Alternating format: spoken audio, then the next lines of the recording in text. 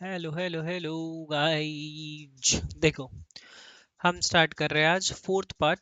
ठीक है, क्या आपने कभी सोचा है कि लाखों टाइप की स्पीशीज अर्थ पे ऑलरेडी लाखों लाखों टाइप की स्पीशीज एग्जिस्ट करती है, बट स्टिल साइंटिस्ट उनको क्लासिफाई कैसे करते हैं? हमें कैसे पता जो आसमान में उड़ रही है वो चिड़िया है? हमें कैसे पता जो पानी में तैर रहे हैं वो मगरमच्छ है, वो मछली है? हमें कैसे पता? हम उनके फिजिकल कैरेक्टरिस्टिक्स या उनके अपीयरेंस के बेसिस पे या उनके सेल स्ट्रक्चर्स के बेसिस पे या उनके स्केलेटन सिस्टम या उनके एनाटॉमिकल स्ट्रक्चर्स के बेसिस पे डिस्टिंग्विश करते हैं whether it is different species और वो हमारी तरह है या फिर होमो सैपियंस में कंसिडर होती है। तो यही चीज हमें क्लासिफिकेशन की तरफ ले जाती है कि क्या जरूरत पड़ी क्लासिफिकेशन को पढ़ने की। सो वेलकम बैक गाइस, आज हम कंटिन्यू करने वाले हैं अपना यही टॉपिक फोर्थ पार्ट। ठीक है, द नीड ऑफ क्लासिफिकेशन या द नीड फॉर क्लासिफिकेशन। ठीक है, imagine walking into a huge library where thousands of books are scattered all over the floor. ये बोल रहा है कि मान लो ये तुम हो, तुम धीरे धीरे धीरे धीरे धीरे धीरे नाचते नाचते जाते हो और सामने जैसे ही जाते हो भैया वहां पे एक ह्यूज लाइब्रेरी है और वहां इतनी सारी किताबें फैली पड़ी हैं ऐसे। अब ये तुम हो, ये तुम देख रहे हो यार इतनी सारी किताबें फैली पड़ी है। अब मुझको तो इसमें से एक किताब पढ़नी है। कौन सी किताब पढ़नी है? एक किताब पढ़नी है जी जिसका नाम है चार्ल्स डार्विन, जो जिसने लिखी है, ऑथर का नाम है चार्ल्स डार्विन। मुझे वो वाली किताब पढ़नी है। तो तुम क्या करोगे इतने सारे ढेर में से तो कि तुम वही चार्ल्स डार्विन वाली किताब को ढूंढ पाओ? क्या करोगे भैया? आप क्या करोगे ये मैं बताता हूँ, या आप भी बता सकते हो कमेंट में, राइट? अभी पॉज करो, बोलो। या तो आप ये देखोगे कि सब्जेक्ट कौन सा है, राइट? या तो आप ऑथर का नाम देखोगे, आप बुक्स में देखोगे चार्ल्स डार्विन कहाँ पे लिखा है, पहला काम चार्ल्स डार्विन देखोगे। उसकी कोई स्पेसिफिसिटी होगी कि चार्ल्स डार्विन डार्विन की बुक में हमेशा ये चीज तो होती ही होती है, तो आप वो चेक करोगे। अगर मैं तुम्हारी नाइन्थ क्लास की बुक को, am I visible to you और नो? अगर मैं तुम्हारी नाइन्थ क्लास की बुक को, ये वाली, और साइंस की पिछली जो तुम्हारी किताब थी, जो पिछली जो बुक थी, दोनों पे ये फ्रंट पेज हटा दूं और सेम साइज का कर दूं, तो क्या तुम पता लगा पाओगे कौन सी बुक थी ये हमारी वाली साइंस की, कौन सी इस साल पढ़नी है हमें? तुम पता लगा पाओगे? No, you won't be able to distinguish between those two books. Why? क्योंकि बेटा ये पता लगाने के लिए भी कि कौन सी बुक थी कौन सी बुक नहीं है, हमें कुछ बातें पता होनी चाहिए। हमें फिजिकल अपीयरेंस उस बुक का या फिर फिजिकल कैरेक्टरिस्टिक से कुछ पहचान होनी चाहिए उसकी, है ना? ऑथर का नाम होना चाहिए। मैं सारे ऑथर के नाम हटा दूं इसमें से, तुम पता लगा लोगे कि ये बुक का रेफरेंस क्या है, कहाँ से बनी है, किन ऑथर्स ने लिखी है? नहीं पता लगा पाओगे, सीधी बात। टेक्स्ट बुक डेवलपमेंट टीम, इस टीम ने टेक्स्ट बुक को डेवलप करा है। फ्रंट पेज पे देख लेना, अपने बुक के दूसरा पेज होगा। इस बुक को ये बंदों ने डेवलप करा है ना? इस बुक को लिखने में बहुत सारे साइंटिस्टों का योगदान है। ठीक है, बहुत सारे साइंटिस्टों का योगदान है।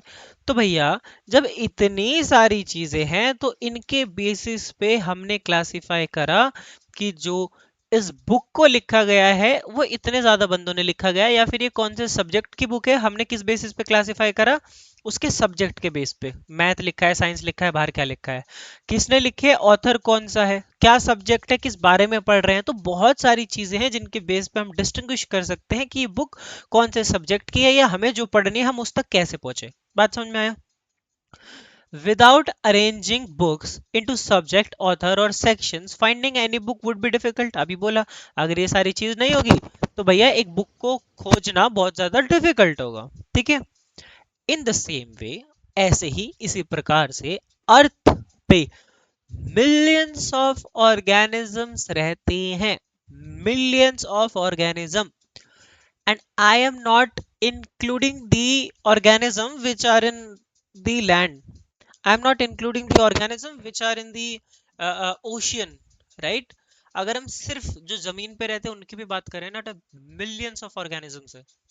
एंड द होल अर्थ, कितनी स्पीशीज, कितनी एनॉर्मस स्पीशीज का घर है ये अर्थ। कितनी लाखों करोड़ों स्पीशीज हम जैसी रह के जा चुकी है। क्या पता कुछ 150 साल पहले, 200 साल पहले कुछ ऐसा होता हो हमारे जैसे दिखने वाले ही कोई इंसान रह के गए हो यहाँ। और ये ट्रू है। नॉट 150 से 200 साल, एक परफेक्ट टाइमिंग है कोई, कुछ ईयर्स पहले हमारे जैसे लोग रह के जा चुके हैं, उनसे ही धीरे धीरे धीरे धीरे डेवलपमेंट होके ह्यूमन बींग्स आए हैं वेरिएशन के थ्रू। तो चेक करना ये फैक्ट भी। Okay, if it is wrong then write it down in the comment, I will fix it, I will correct myself, you know. तो लाखों करोड़ों स्पीशीज हैं भैया। अगर आप सिर्फ हवा हवा में जो उड़ते हैं उनकी बात करो ना, पहले ऐसे डायनासोर डायनासोर की स्पीशीज भी थी जो एग्जिस्ट करती थी और सिर्फ जो हवा में उड़ती थी, ऐसे डायनासोर्स भी थे। वो एक्सटेंट हो गए। क्यों एक्सटेंट हो गए भैया? जब एस्टेरॉयड आया, उसका प्रभाव इतना इतना ज्यादा था कि उस एक्सप्लोजन के अंडर में बहुत सारी चीजें आ गई। इवन उड़ने वाली चीज भी, जो बहुत ऊंचा उड़ते थे वो बच गए एक बार को, बट वो बाद में क्लाइमेट कंडीशन चेंज होने की वजह से वो भी मर गए। वो क्लाइमेट अडेप्ट नहीं कर पाए, और जो ऑर्गेनिज्म क्लाइमेट अडेप्ट नहीं कर पाता वो एक्सटेंट हो जाता है। दिस वाज द रीजन कि डायनासोर एक्सटेंट हो गए, due to the climate conditions, severe climate conditions.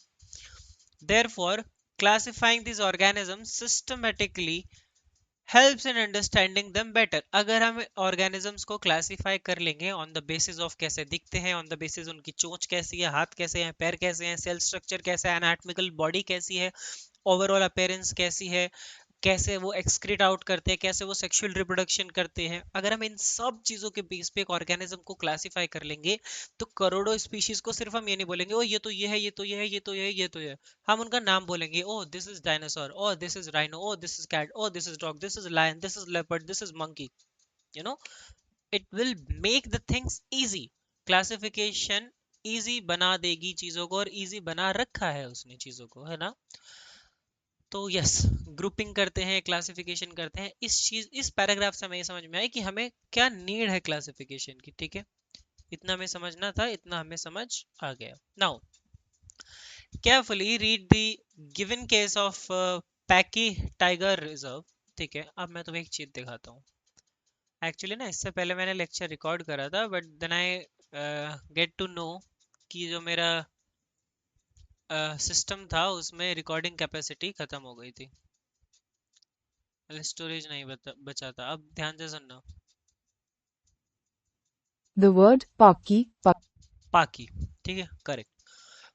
The word पाकी, पाकी टाइगर रिजर्व एक प्लेस है जी। पाकी टाइगर रिजर्व एक प्लेस है जो 862 स्क्वायर किलोमीटर, बहुत ही ज्यादा बड़ी प्लेस है ये, बहुत ज्यादा बड़ी प्लेस अरुणाचल प्रदेश में है, जहाँ पे डिफरेंट डिफरेंट ऑफ स्पीशीज या फिर टाइगर को रिजर्व करते हैं। ठीक है, टाइगर को रिजर्व करते हैं। सोचो कितनी बड़ी स्पीशीज है, कितनी ऐसा कितना बड़ा लैंड है ये, ऐसे ऐसी जगह, बिल्कुल फॉरेस्ट है बेटा, डेंस फॉरेस्ट है। यहाँ पे हजारों टाइप के ऑर्गेनिजम्स मिलते हैं, हजारों टाइप की स्पीशीज मिलती हैं एनिमल्स की। तो सोचो, यहाँ पे अरुणाचल प्रदेश में यहाँ पे टाइगर्स को रिजर्व करा जाता है। ठीक है, तो the Pakke tiger reserve in Arunachal Pradesh is a forest where scientists have recorded nearly 300 bird species। 300 माने 300 स्पीशीज साइंटिस्ट ने रिकॉर्ड कर लिए। कैसे करी? ये उड़ रहे हैं जी दो पंछी, साइंटिस्ट ने बोला ये चिंटू है, ये मिंकू है। ऐसे थोड़ी करी होगी कि ये उड़ रहे हैं, उड़ रहे हैं, उड़ रहे हैं, अरे ये चिंकू है, ये मिंकू है, और एक और आ गया तो ये टिंकू है। ऐसा नहीं करा होगा, ऑफ कोर्स, है ना। साइंटिस्टों ने क्या क्या देखा होगा? एक मिनट, एम आई विजिबल? साइंटिस्टों ने क्या क्या देखा होगा? उनका फिजिकल अपीयरेंस, उनका सेल स्ट्रक्चर, वो कैसे रिप्रोडक्शन करते हैं, उनकी बीक, चोंच, उनके फेदर्स, उनका बॉडी स्ट्रक्चर, उनके एंसेस्टर्स से उनको मैच करना, वो सेक्सुअल रिप्रोडक्शन करते हैं नहीं करते हैं, वो फूड पे डिपेंडेंट है या वो फूड खुद बनाते हैं, वो ऑटोट्रॉपिक है या हेट्रोट्रॉपिक है, वो किस पेड़ पे बैठते हैं। किस पेड़ पे बैठते हैं मतलब भैया, बेटा पेड़ पे एनिमल कौन से पेड़ पे बैठता है इससे भी पता लग जाता है कि वो कौन सी स्पीशीज है। कुछ एनिमल्स को ठंडी जगहों पे बैठना पसंद है, कुछ को गर्म जगहों पे बैठना पसंद है। अगर वो पेड़ की टहनियों के नीचे बैठ रहा है माने ठंडी जगह पे रहना पसंद है, तो हम हिस्ट्री चेक करेंगे कौन से ऐसे उड़ने वाली स्पीशीज है जिनको ठंडे जगह पे रहना पसंद है, तो क्लासिफिकेशन आ जाएगी गूगल पे। या जो रिसर्चर्स ने पब्लिश करे होंगे रिसर्च पेपर, रिव्यू पेपर, या फिर जितने भी बुक्स में पब्लिश हुआ होगा, हमें पता लग जाएगा कि कौन से ऐसे जानवर थे जिनको पेड़ पे बैठना पसंद था, कौन से ऐसे उड़ने वाली स्पीशीज थी जिनको पेड़ पे बैठना पसंद होगा, तो उससे भी पता लग जाएगा, राइट। तो नियरली 300 स्पीशीज उन्होंने देखी, ऐसे ऐसे करके उन्होंने उनको रिकॉर्ड करा, जिसमें से striking given that India has a whole about 1300 bird species. 1300 प्रजाति है हम पे चिड़ियाओं की. कितनी? 1300 प्रजाति. 1300, 1300, 1300. पैकी also known for supporting four species of hornbill. जो ये पैकी है ना, पैकी जो बोला गूगल ने, ये 4 स्पीशीज को प्रोटेक्ट करते हैं. लेफ्ट हैंड साइड डायग्राम देख रहे हो? ये ये मतलब इनके नाम भी तो होंगे भैया. हाँ, नाम भी है, आ रहे हैं, नाम पे भी आ रहे हैं जी, टेंशन ना लीजिए. रूफस नेक्ड हॉर्नबिल, पहला. Rufous necked hornbill. रूफस, चलो मैं लिख ही देता हूँ. रूफस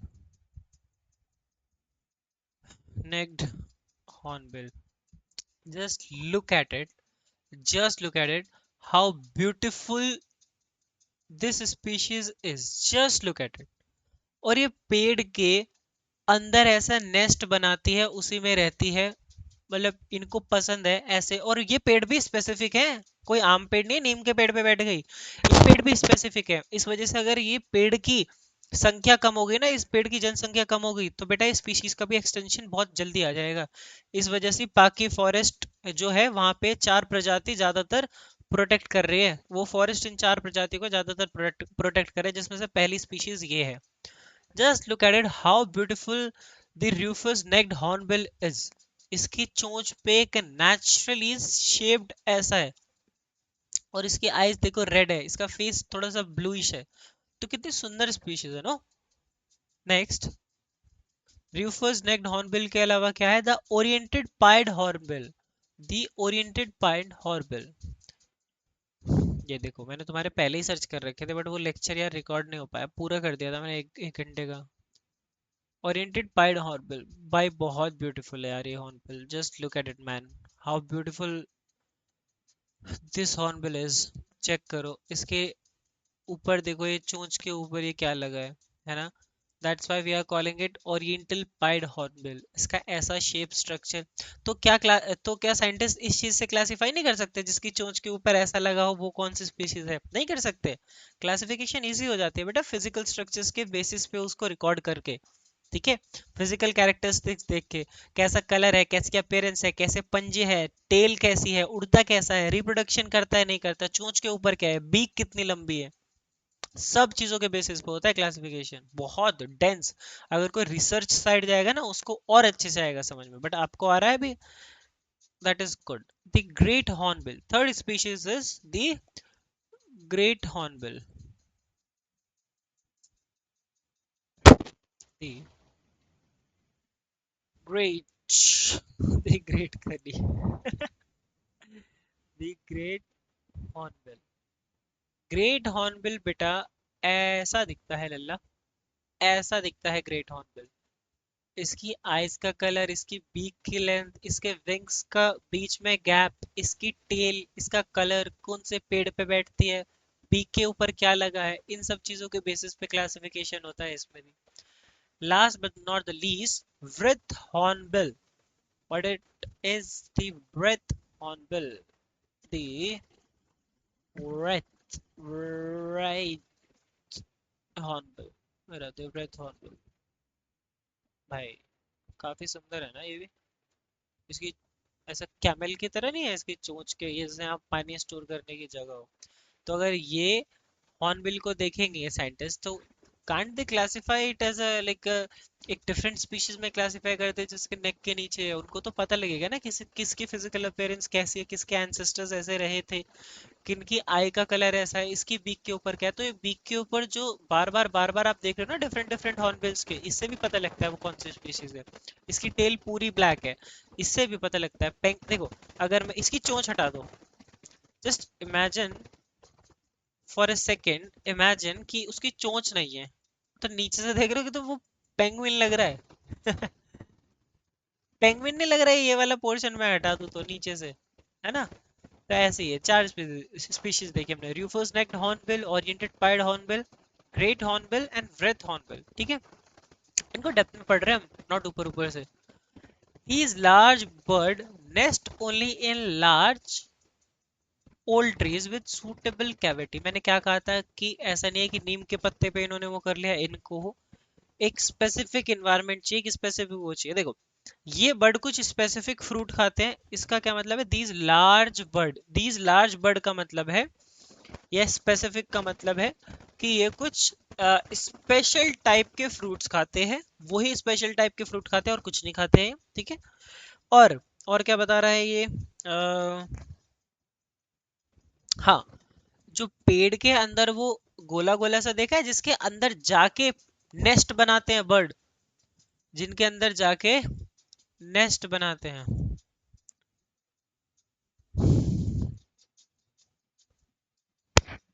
ये देखो, ये तो खैर नेस्टिंग हो गया, तो मतलब एक वैसा हो गया, बट जो ट्री के अंदर होता है।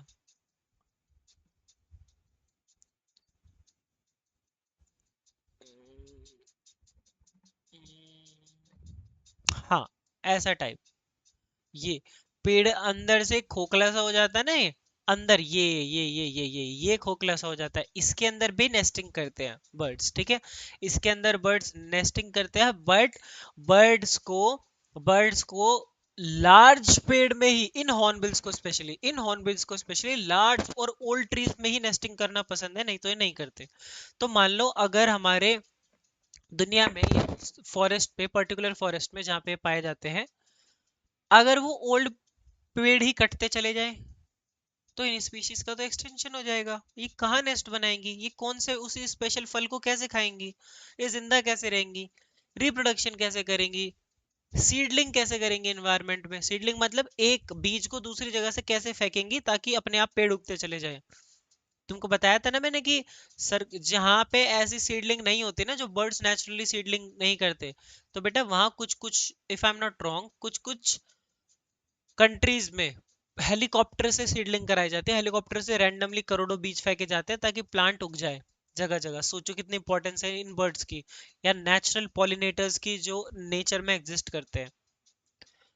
अगर ये बर्ड्स ना हो तो इकोसिस्टम कोलैप्स हो जाएगा, कितना बुरा। जो घास खाने वाले एनिमल्स हैं, अगर घास ही नहीं होगी, पेड़ ही नहीं होगा, प्लांट ही नहीं होंगे, तो वो खाएंगे क्या? अब वो एक्सटेंट होने लगे तो जो भैया उन पे डिपेंडेंट थे, वेज जो इस वाले एनिमल पे ये वाला एनिमल डिपेंडेंट था, ये हट गया तो ये एनिमल भी एक्सटेंट हो जाएगा। जो उस पे डिपेंड था वो भी, जो उस पे डिपेंड था वो भी, तो इकोसिस्टम कोलैप्स हो जाएगा, फूड चेन कोलैप्स हो जाएगी। तो सोचो पेड़ काटने से कितनी बुरी चीज हो रही है। तो हमें पेड़ नहीं काटने चाहिए, पेड़ नहीं काटने चाहिए। इन स्पीशीज की तरह ही कुछ नॉर्मल एवरेज स्पीशीज भी बेटा एग्जिस्ट करती है अर्थ पे, सबका घर घर है अर्थ। इस वजह से बुक में ऊपर लिखा भी था, क्या लिखा था, कि जो ये वर्ल्ड है, ये सारे डिफरेंट डिफरेंट ऑर्गेनिजम्स का घर है, ठीक है, ये भी लिखा था। And feed on specific fruit, मैंने बोला स्पेसिफिक फ्रूट ही खाते हैं, वही टाइप का फल चाहिए ना, और कुछ नहीं खाते। As a result different hornbill species are found in different parts of the forest.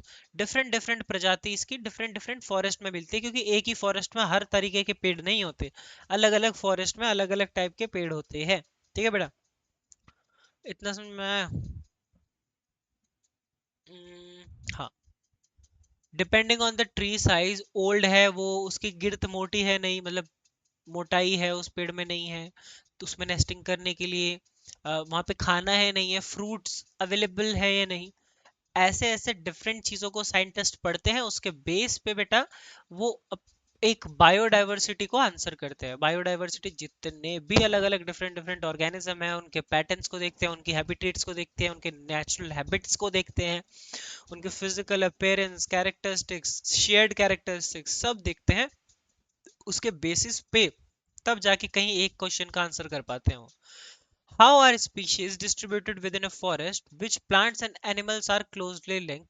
इसका मतलब है कैसे अलग अलग प्रकार की प्रजातियां एक ही फॉरेस्ट में कैसे बटी हुई है, और वो आपस एक दूसरे से आपस में संबंध कैसे है उनका।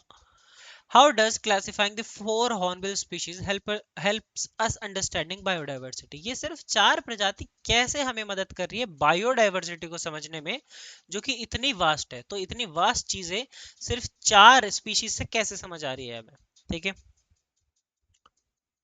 पहला question, think and discuss the case based on the following, इन सोचो और इनका आंसर दो। How can scientist keep track of so many species, इतनी सारी लाखों प्रजाति का साइंटिस्ट कैसे कैसे पॉसिबल है कि इनका रिकॉर्ड रख रहे हो? मैंने तुमको इतना बताया ऊपर अभी, एक सिस्टमिक रिकॉर्ड मेंटेन करना पड़ता है बेटा। उनके फिजिकल कैरेक्टरिस्टिक्स, उनके ट्रेड्स, उनके एंसेस्टर्स, उनकी टेल, उनकी बीक, उनकी एनाटॉमिकल स्ट्रक्चर, उनका खाने की हैबिट्स, क्या खाते हैं, कौन से पेड़ पे बैठते हैं, उनका हैबिटेट कहाँ रहते हैं, उनको कैसी एक्टिविटी करना पसंद है, रिप्रोडक्शन कर पाते हैं नहीं, हेट्रोट्रॉपिक है, ऑटोट्रॉपिक है। Like there are multiple multiple multiple things जिनसे आप पता लगा सकते हो, जिनका आप ट्रैक रख सकते हो, ठीक है। The four hornbills look similar in some ways, कहीं ना कहीं ये चारों सेम ही दिखते हैं। देखो, इसकी भी चोंच है, इसकी भी चोंच है, इसकी भी चोंच है, इसकी भी चोंच है, इसका भी पंख है, इसके भी पंख है, इसके भी पंख है, इसके भी पंख है, इसकी भी टेल है, इसकी भी टेल है, इसकी भी टेल है, इसकी भी टेल है। बट इनका फिजिकल अपीयरेंस कहीं ना कहीं थोड़ा बहुत अलग है बेटा। यू हैव टू एक्सेप्ट, इनका कलर, इनका फिजिकल अपीयरेंस, इनकी नेचर में एक्टिविटी, इनका नेचर में रोल, सब चीजें अलग होती है। What features can help scientist distinguish from them from one another, कैसे साइंटिस्ट पता लगा पा रहे हैं कि भैया ये एक दूसरे से अलग है? उनके एक्सटर्नल फीचर्स है, उनका शेप, उनका साइज, उनका कलर, उनका बीक, उनकी बॉडी मार्किंग, उनकी हैबिटेट, उनका बिहेवियर, इन सब चीजों से साइंटिस्ट पता लगा पाते हैं। What would happen if the large old tree disappeared from the forest? मैंने अभी बताया, अगर वो पेड़ जिन पे नेस्टिंग कर रहे थे, जिनके ये भरोसे थे, जिनसे खाना ला रहे थे, जहाँ पे रहना पसंद कर रहे थे, जिस हैबिटेट में जो अपना एनवायरनमेंट शो कर रहे थे, अगर वही पेड़ गायब हो गए तो क्या होगा बेटा? पॉपुलेशन डिक्लाइन कर जाएगी, नेचुरल सिस्टम, इकोसिस्टम कोलैप्स हो जाएगा, पॉपुलेशन डिक्लाइन कर जाएगी, बायोडाइवर्सिटी को बहुत तगड़ा नुकसान पहुंचेगा। इसलिए इन चार स्पीशीज को हम प्रिजर्व करके रख रहे हैं। अ, क्या था वो जिसमें करके रख रहे थे प्रिजर्व? पाकी टाइगर रिजर्व में, अरुणाचल प्रदेश में है जो, ठीक है। वो भी हेल्प करती है इन चारों स्पीशीज को एक्सटेंड ना होने में। Many organisms show similarities in their external features, जैसे कि ये चारों सेम है, ऐसे ही बहुत सारे ऑर्गेनिज्म बाहर से सेम दिखते हैं, बट इंटरनल स्ट्रक्चर से भी कभी कभी सेम दिखते हैं। टिश्यू हो गया, उनके ऑर्गन्स हो गए, वही उन पे है ना। उनके सेलुलर ऑर्गेनाइजेशन कैसे दिख रहे हैं वो। तो इतनी बड़ी डाइवर्सिटी को स्टडी करने के लिए, इतनी बड़ी डाइवर्सिटी को स्टडी करने के लिए हम क्या करते हैं, उनमें कैसे डिफरेंसेस पता लगाते हैं, कैसे सिमिलैरिटीज पता लगाते हैं। ये ग्रुपिंग हेल्प करती है या ऑर्गेनाइज करने में उनकी इंफॉर्मेशन को। अगर हम ये सारी चीजें कर ले जो मैंने अभी बताई थी, फिजिकल अपीयरेंस, ये रिप्रोडक्शन, वो अभी जो जितना भी बताया था, ये चीज इंफॉर्मेशन कलेक्ट करने में मदद करती है, उनके रिलेशनशिप्स को अंडरस्टैंड करने में मदद करती है, उनके बिहेवियर को, है ना, जितने भी वो सारे ऑर्गेनिज्म है उन सबको। तो ये सारी चीजें हमें मदद करती है एक सिस्टमैटिक मैनर में इन सबको पढ़ने के लिए, ठीक है बेटा। ग्रुपिंग ने ना हमारी बहुत मदद करी है ऑर्गेनिजम्स को क्लासिफाई करने में। इसी चीज को जब the scientist system of the scientific system of grouping living organism is known an biological classification. जब हम डिफरेंट डिफरेंट ऑर्गेनिजम्स को ग्रुपिंग करते हैं, ये इस ग्रुप का, ये इस ग्रुप का, ये इस ग्रुप का, ये इस ग्रुप का, ये इस ग्रुप का, ये इस ग्रुप का, ये इस ग्रुप का, तो इस चीज को क्या बोलते हो आप? क्लासिफाई करना, अलग अलग स्पीशीज में क्लासिफाई करना, उसको ही बायोलॉजिकल क्लासिफिकेशन बोलते हैं। क्लासिफिकेशन हमारी बहुत सारी चीजों में हेल्प करती है, जैसे to make the study of living organism more organised and systematic, हम उसको और अच्छे से पढ़ पाएंगे कि भैया अच्छा ये स्पीशीज के बारे में ये है, इसके एंसेस्टर्स ये है, ये रिप्रोडक्शन करते हैं नहीं, ये हेट्रोट्रॉपिक है, ऑटोट्रॉपिक है, इसका इंटरनल स्ट्रक्चर कैसा है, इसका आउटरनल स्ट्रक्चर कैसा है, इसका एक्सटर्नल स्ट्रक्चर है ना, इनके बीक कैसे, इसका कलर कैसा है, इसका फिजिकल अपीयरेंस कैसा है, इसके शेयर्ड कैरेक्टरिस्टिक्स कैसे, किससे मिलता जुलता है, क्या खाता है, कौन से पेड़ पे बैठता है। तो लाखों चीज यू कैन सी अगर क्लासिफिकेशन हो जाए तो, ठीक है। दूसरा, it helps us understand the similarities and differences among living beings, भैया इनमें सिमिलरिटीज क्या है इनका बिहेवियर देख के, और इनमें डिफरेंसेस क्या है इनका बिहेवियर देख के पता लगाया जा सकता है। इट एक minute, it helps us understand how different organisms are related to one another and their interact, कैसे वो interact करते हैं, कैसे वो एक दूसरे से अलग है, ये चीज भी पता लगाने में क्लासिफिकेशन मदद करती है। उनका रिलेशनशिप एक दूसरे के, है ना, कैसे वो एक दूसरे से है। it helps us in identifying and naming the newly discovered organism, मान लो इतने सारे ऑर्गेनिजम्स थे, सबका नाम हॉर्नबिल हॉर्नबिल हॉर्नबिल हॉर्नबिल, उनका एक सफिक्स नेम है। क्यों? क्योंकि सारे एक तरीके के दिखते हैं तो भैया उनको हॉर्नबिल बोल देते हैं, तो एक वर्ल्ड वाइड एक्सेप्टेबल है कि हाँ ये हॉर्नबिल की स्पीशीज है। किसी का नाम ग्रेट हॉर्नबिल है, किसी का नाम वेल्थ हॉर्नबिल है, किसी का नाम ओरिएंटेड पाइड, किसी का नाम रूफस नेक्ड। अगर इसमें से कल को कोई नया स्पीशीज आ जाता है, ये साला चिड़िया नहीं था, ये कौन था? ये कबूतर था। ये कबूतर था, ये चिड़िया ही नहीं था। तो साइंटिस्ट पता लगा लेंगे आसानी से, क्योंकि ये सारे फिजिकल अपीयरेंस इनका सेम है, बट इसका नहीं है। तो कल को कोई न्यू स्पीशीज आती है तो उसको डिस्कवर करने में इतनी दिक्कतें नहीं आएंगी, क्योंकि हमने ऑलरेडी आइडेंटिफाइंग ग्रुपिंग उसका नोमेनक्लेचर दे रखा है, उसके सारी चीजें हमें पता है। तो अगर ये अलग आ गया तो इसके बारे में पता लगाना और इजी हो जाएगा। इसलिए बायोडायवर्सिटी से दिक्कतें कम हो जाती है, क्लासिफिकेशन से दिक्कतें कम हो जाती है। अगर आप पूरी बायोडायवर्सिटी को क्लासिफाई करने जा रहे हो तो भैया थोड़ा सा इजी पड़ेगा। It supports biodiversity conservation by identifying the organism that are under the threat of extinction. जो जानवर गायब होने वाले हैं ना, उनको भी प्रिजर्व करने में क्लासिफिकेशन मदद कर रही है। हमें पता लग जाएगा कौन सा जानवर अर्थ से गायब हुआ है, आगे जाके हम डीएनए रीजनरेशन से उस चीज को क्या पता आने वाले 50 या 100 साल में दोबारा जिंदा कर सके, उसके जैसी नई स्पीशीज बना सके, उससे इवन बेटर स्पीशीज बना सके। सोचो, तो ये चीज हमें बहुत हेल्प करेगी बेटा आगे जा आने वाले फ्यूचर में, अगर हम क्लासिफिकेशन को थोड़ा सा और ध्यान देंगे। It allows scientists all over the world to discuss about organism using a common system। तेरा नाम यहाँ पे चिंटू है घर का, पर तुझे चिंटेश्वर लाल बुलाते हैं पूरी दुनिया में। तो तू जापान में जा, तू इंडोनेशिया में जा, तू आयरलैंड में जा, तू केरला में जा, तू पाकिस्तान में जा, ऑल ओवर तेरा नाम क्या है? चिंटू एशरम। चिंटू बेशरम कह दे चल मैंने, चिंटू एशरम, चिंटू बेशरम भी नहीं, चिंटू बेशरम है तो तेरे को चिंटू बेशरम के नाम से ही जानते हैं, है ना।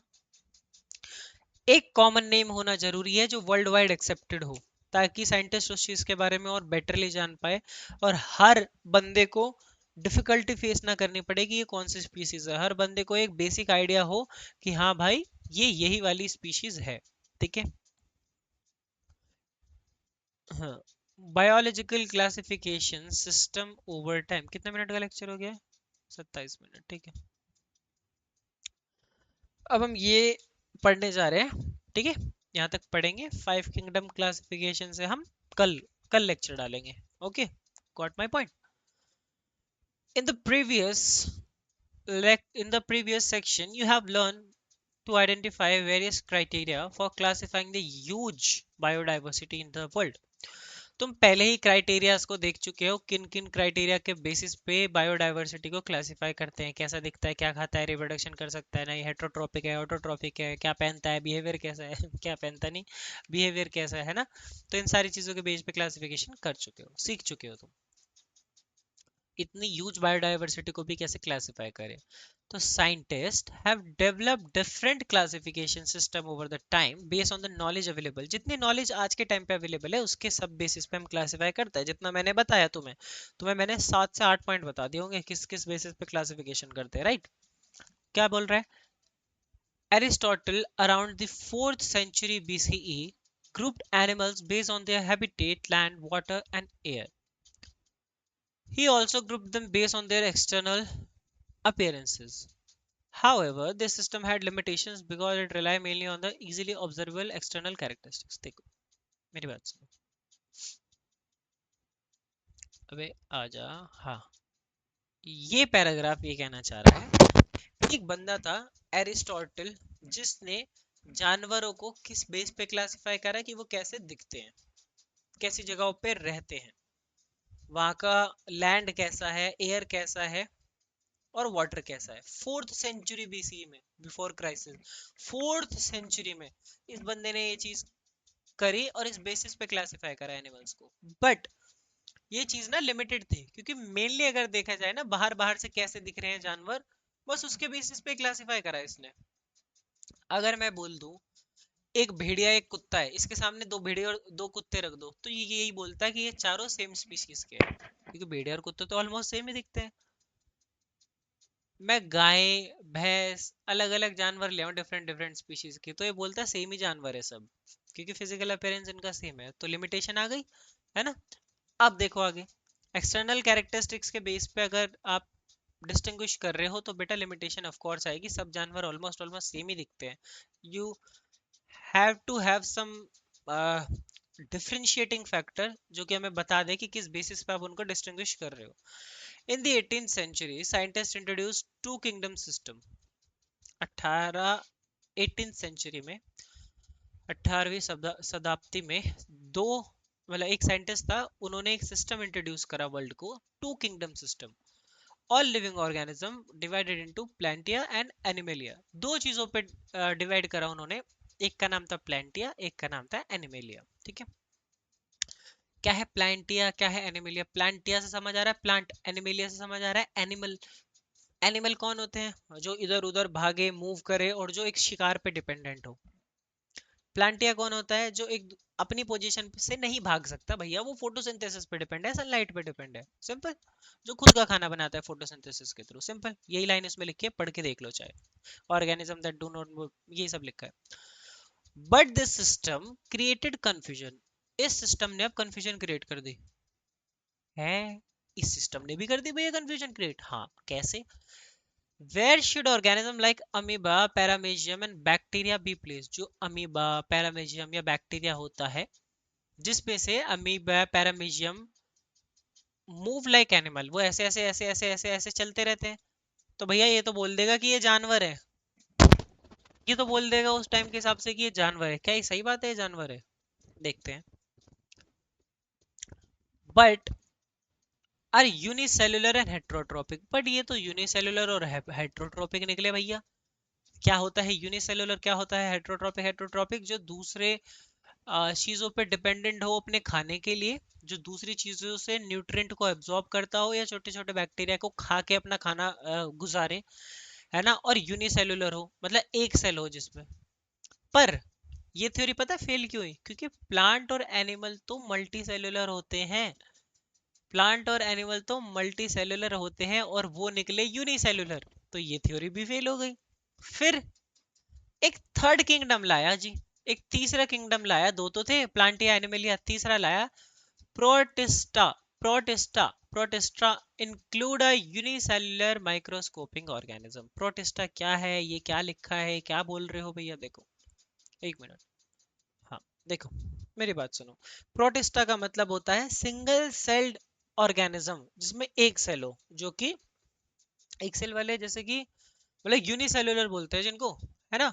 और वो यूकैरियोट हो, मतलब उसमें सेल वॉल प्रेजेंट है, सेल ऑर्गेनीज प्रेजेंट है, सेल मेम्ब्रेन्स प्रेजेंट है, बट वो एक सेल का है, बस एक सेल है उसमें। ये होता था प्रोस्टेटा। और ऐसे ऑर्गेनिज्म जिनमें एक सेल प्रेजेंट है पर सेल ऑर्गेनीज प्रेजेंट है पर एक सेल ही है, वो यूनिसेलुलर है, ऐसे ऑर्गेनिजम्स के एग्जांपल अमीबा या पैरामीशियम होते हैं। इसलिए उस बंदे की, इसलिए इस बंदे की कार्स लेनियस की थ्योरी फेल हो गई, ठीक है।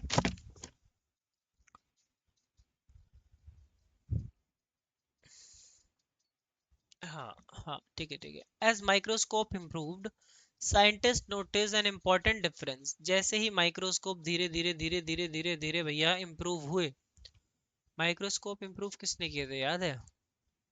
फादर ऑफ माइक्रोबायोलॉजी जो थे, उन्होंने 300x मैग्निफिकेशन तक माइक्रोस्कोप बनाए थे, जिस टाइम पे लेंस का बहुत कम इस्तेमाल होता था। तो इसलिए ये आइडिया बहुत ब्रिलियंट माना गया था। ये आगे जाके आप फर्दर कॉलेज में पढ़ोगे, है ना, बस मैं बता रहा हूँ। Antonie van Leeuwenhoek नाम था उनका, ठीक है। जस्ट फॉर द नॉलेज, ये काम नहीं आए, मतलब ये नाइन्थ में काम नहीं आएगा आपके, बट नॉलेज के लिए पता होना चाहिए। An amoeba has a true nucleus. Amoeba पे ट्रू न्यूक्लियस है, क्योंकि सारे ट्रू न्यूक्लियस उस पे होते हैं जो यूकैरियोटिक होता है, और जिसपे सारे सेल मेम्ब्रेन बाउंड, मतलब जितने भी 18 सेल ऑर्गेनिज होते हैं वो प्रेजेंट होते हैं। सेल की वीडियो भी मैंने डाल रखी है, go check it out on the playlist. डल रही है सेल की वीडियो भी, दोनों पार्ट अच्छे से लाइन बाय लाइन ऐसे ही पढ़ा है मैंने। But bacteria do not. भैया न्यूक्लियस तो प्रेजेंट है अमीबा में, पर बैक्टीरिया में तो न्यूक्लियस प्रेजेंट ही नहीं होता। तो ये चीज तो थोड़ी सी कॉन्ट्राडिक्टरी हो गई कि इसमें न्यूक्लियस प्रेजेंट है, इसमें न्यूक्लियस प्रेजेंट नहीं है। Bacteria were placed in a separate kingdom called Monera. Bacteria को एक सेपरेट प्लेस में रखा गया। प्रोस्टेटा जो मैं बता रहा था ना अभी कि यूनिसेल्युलर है और यूकैरियोटिक है, तो उससे अलग रखा गया बैक्टीरिया को ऑब्जर्व करने के लिए, है ना, कुछ कुछ चीजें। तो जब हमने ऑब्जर्व कर लिया तो बैक्टीरिया को अलग करके एक नया किंगडम बन गया, चौथा किंगडम, जिसको बोलते हैं मोनेरा। क्या बोलते हैं? मोनेरा। ठीक, चौथा किंगडम बन गया। तो अभी हम पे चार किंगडम है, प्लांटिया, एनिमेलिया, जो उन दोनों ने ऊपर दिए थे, प्लांटिया, एनिमेलिया, प्रोस्टिस्टा अभी जो देखा, और मोनेरा। चार हो गए हम पे अब। ठीक है, अब आगे बढ़ो। This lead to a four kingdom classification system: Plantae, Animalia, Prostata and Monera. ठीक, the kingdom Prostata include mostly unicellular organism within a true nucleus. Prostata के पास unicellular है और true nucleus होता है, पढ़ चुके हैं। फिर later scientists noticed that fungi like mushroom do not move like plant but have a heterotrophic mode of nutrition. जो फंगाई होती है ना, फंगाई जैसे मशरूम, मशरूम दूसरे प्लांट की तरह इधर उधर मूव नहीं करते, बट स्टिल वो हेट्रोट्रोपिक मोड ऑफ न्यूट्रिशन है उनमें। मतलब वो प्लांट की तरह मूव नहीं कर रहे, पर एक तरीके से प्लांट क्यों बोल रहे थे फिर हम उनको? क्योंकि जो बेटा फंगाई होती है वो मोड ऑफ न्यूट्रिशन पे डिपेंड करती है। जैसे जो ऑर्गेनिजम्स मर जाते हैं, डेड डिके ऑर्गेनिजम्स होते हैं, फिर ड्राई लीव्स होती हैं, पत्ती होती हैं, जो है ना, फंगाई उनको ब्रेक करके अपना न्यूट्रिएंट अब्सॉर्ब करता है और ऐसे जीवित रहता है। तो फंगाई डिके मैटर या फिर डेड फंगस पे डिपेंड करता है। वो अपने जीवन उसका पूरा इन्हीं सब चीजों, छोटे छोटे छोटे छोटे चीजों पे डिपेंड करता है, जिससे वो अपनी लाइफ की कंटिन्यूएशन को कंटिन्यू करे। ठीक है, तो फंगस को भी सेपरेट कर दिया हमने। अब हम पे भैया पांच एनिमल, मतलब पांच किंगडम आ गए: एनिमेलिया, प्लांटिया, प्रोस्टेटा, मोनेरा और फंगाई। ठीक है, अब पांच आ गए हम पे। इतना समझ में आ गया? दे, अच्छा एक चीज बता देता हूं मैं। अच्छा इसमें आएगी वो, ठीक है। They obtain nutrients by absorption, many absorb nutrients from dead and decaying matter, बता दिया मैंने। दो some are symbiotic and some are parasitic। अब यही आप चक्कर खा जाओगे कि symbiotic और parasitic क्या है। मेरी बात को ध्यान से समझने की कोशिश करो। मैं विजिबल हूँ? हाँ, मेरी बात को ध्यान से समझने की कोशिश करो। सिम्बायोटिक उनको बोलते हैं दो डिफरेंट ऑर्गेनिज्म साथ रहते हैं और दोनों को फायदा पहुंच रहा हो। कैसे भैया? फंगस के साथ मान लो एल्गी चिपक गई, फंगस के साथ एल्गी चिपक गई तो लाइचिन नाम की चीज फॉर्म हो जाती है। मैं दिखाता हूँ तुमको। इससे दोनों को न्यूट्रिशन मिल रहा है, फंगस को भी और एल्गी को भी। तो दोनों का फायदा हो जिस चीज में, उसको हम बोलते हैं सिम्बायोटिक। ये देखा है कभी पेड़ों पे चिपका हुआ ये चीज देखिए, पेड़ों पे चिपकी हुई, इसको लाइचिन बोलते हैं। यहाँ पे फंगस, यहाँ पे फंगस और एल्गी, फंगाई और एल्गी दोनों चिपके हुए थे, तब जाके लाइचिन बनता है। दोनों के लिए बेनिफिट है ये। तो सिम्बायोटिक किसको बोलते हैं बेटा? जब दोनों का फायदा हो जिस चीज में। कुछ फंगाई जो होती है वो सिम्बायोटिक होती है, जिसमें दोनों चीजों का फायदा है, दोनों को न्यूट्रिएंट मिल रहा है, दोनों को न्यूट्रिशन मिल रहा है, जिससे दोनों की लाइफ कंटिन्यूएशन में है। फिर होता है पैरासाइटिक। पैरासाइटिक वो होते हैं बेटा जो हमारी बॉडी को हार्म कर सकते हैं, जैसे अंदर बॉडी में या बॉडी के बाहर ऊपर वाली सरफेस पे ऊपर वाली सरफेस से न्यूट्रिशन लेता है, जिससे हमें हार्म भी पहुंच सकता है। कुछ फंगाई ऐसे भी होते हैं, तभी आप नोटिस करोगे ना। तो एक लड़के का हाथ है, हाँ, ये ऐसा ये भी लग जाता है, बम्प्स बम्प्स से निकल जाते हैं। तो ये कौन सा टाइप ऑफ फंगाई है? ये है तुम्हारा पैरासाइटिक। ठीक है, therefore fungi were placed in a separate kingdom। Fungi को इसलिए एक सेपरेट किंगडम हमने दिया, पांचवा फंगाई। पहला एनिमेलिया, प्लांटिया, प्रोस्टेटा और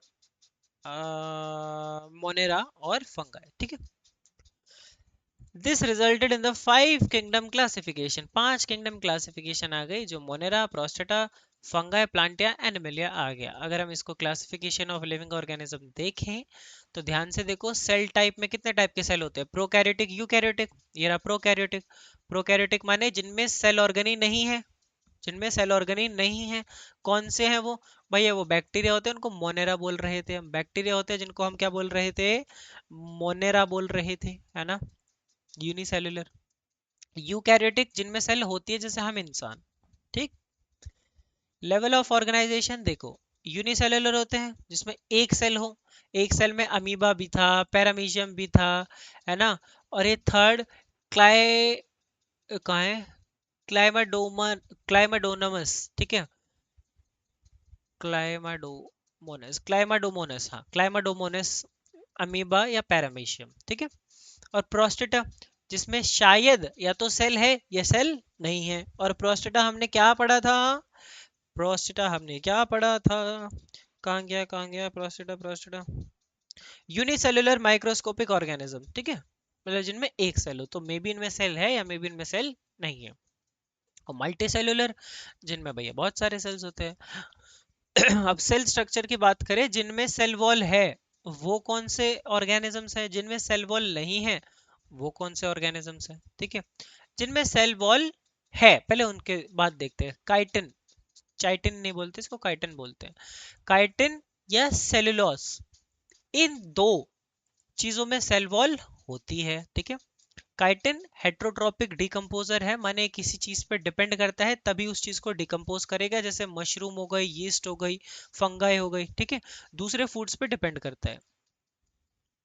सेलुलोस है जो बेटा, ये ऑटोट्रोपिक प्रोड्यूसर होता है, माने खुद से खाना बनाने वाले, खुद से मोड ऑफ न्यूट्रिशन, जो खुद से खाना बना के डिपेंड हो, ठीक है। जैसे फोटोसिंथेसिस होता है, तो प्लांटिया में जैसे पाइन्स होते हैं, पाइन्स फोटोसिंथेसिस करते हैं, ठीक है। वो बहुत बड़ा पेड़ होता है पाइन का। पाइन्स दिखाऊं? हमने टिश्यू इन एक्शन वाले चैप्टर में पढ़ा था। ये वाले पेड़, ये वाले, ये ऐसे ऐसे वाले पेड़, ये वाले, ये इनको बोलते हैं पाइन्स। तो ये भी फोटोसिंथेसिस के थ्रू ग्रो होते रहते हैं, होते रहते हैं, ठीक है। तो ये ऑटोट्रॉपिक है।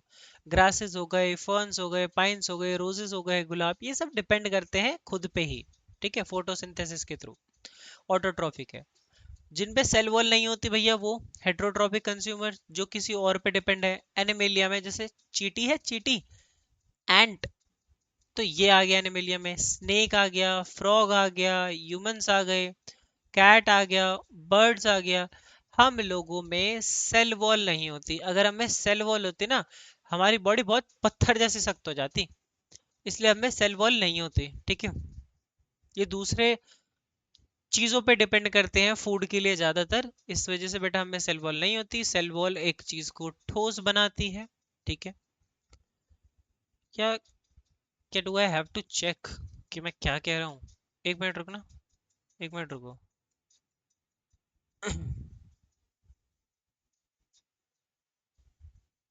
1 मिनट गाइस, 1 मिनट, 1 मिनट। हाँ, I was correct, I was correct. मैं बस कंफर्म कर रहा था इस चीज को। हमें सेल वॉल नहीं होती, हमें सेल मेम्ब्रेन होती है, क्योंकि वो फ्लेक्सिबल होती है। सेल वॉल होती है ना तो बहुत ठोस हो जाते हैं हम, ठीक है। इसलिए हमें सेल वॉल नहीं होती। सो इन सबको कंपेयर करना है, कौन से सेल टाइप है, कौन से प्रोकैरियोटिक है, कौन से यूकैरियोटिक है, किस में सेल वॉल होती है, किस में नहीं होती, अभी हमने देख लिया। कौन से यूनिसेलुलर है, कौन सा मल्टी सेलुलर है, कौन सा ऑटोट्रॉफिक है, कौन सा हेट्रोट्रॉफिक है, ठीक है। तो I think guys, yes, that is it for today. हमने काफी अच्छे से line by line, almost almost 3 page खत्म कर दिए। कल का जो लेक्चर आएगा बेटा, वो किंगडम मोनेरा से आएगा, इधर से। किंगडम मोनेरा, यूनिसेलुलर प्रोकैरियोट्स, इधर से लेक्चर आएगा। एंड आई होप, मतलब 3 से 4 मेरे को लेक्चर और लगे इसको खत्म करने में। मैं कितना ट्राई करूंगा? 1, 2, 3, 4, 4 लेक्चर लगेंगे इस चैप्टर को खत्म करने में। So with these words, love you all, take care, bye bye. ऐसे ही पढ़ते रहो। If you need something more better one short revision type exercise, so do let me know in the comment section.